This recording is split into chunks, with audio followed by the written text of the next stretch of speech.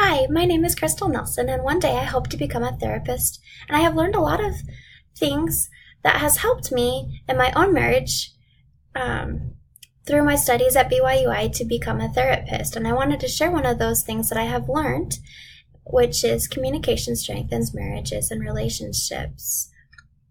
Good emotional communication is the foundation that enhances problem-solving skills, resulting in strong marital bonding between spouses. Many of the teachings that I will teach you about come from Dr. John Gottman, who is a leading research scientist on marriage and family. Communication can be difficult, and one of the reasons is explained through the symbolic interactionism theory. This theory states that people will react to something according to the meaning that object has for them, and that meaning is created through our interactions with society, culture, and other people. To help you understand, how would you react if I say, take off my wedding ring and toss it across the room? Did it make you feel like I enjoyed being married? Or perhaps did it make you feel like I didn't like my husband? Why would you react that way? It's only a ring. It looks like through your life experiences that you obtained meaning for that ring, and because of that meaning, it causes you to react the way you did. See, I didn't actually throw my ring because of the value that I place on it.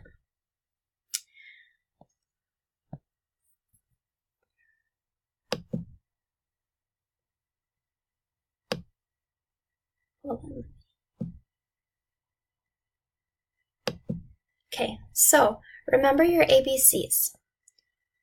It comes from Carrie Patterson, Joseph Graney, Ron McMillan, and Al Switzler. They taught this method to help people solve problems in communicating. Agree is when couples take part in a heated debate and in which most of the time they're in a violent agreement. They agree on every point, but they're still fighting. They found a way to turn subtle differences into a raging debate.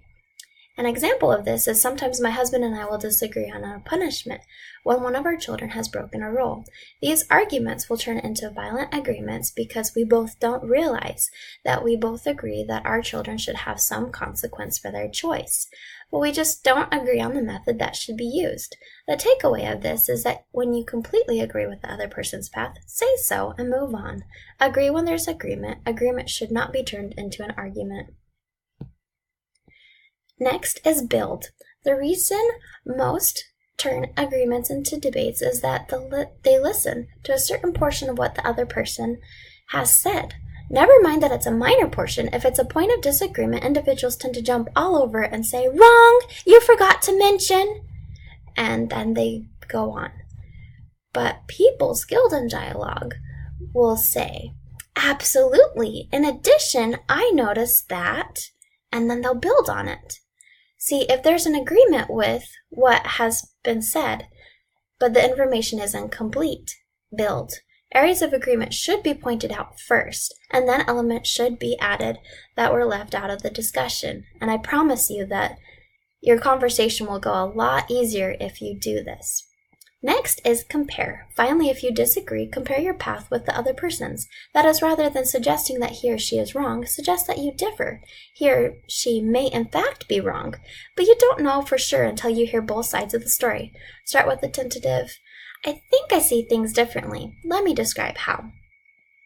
In an intimate, loving relationship, it doesn't work for either of you to get everything your way, even if you're convinced that you're right.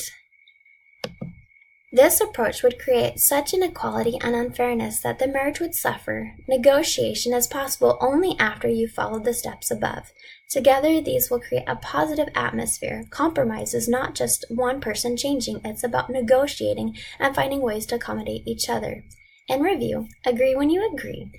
Build when others leave out key pieces. Compare when you differ. Don't turn differences into debates that lead to unhealthy relationships and bad results.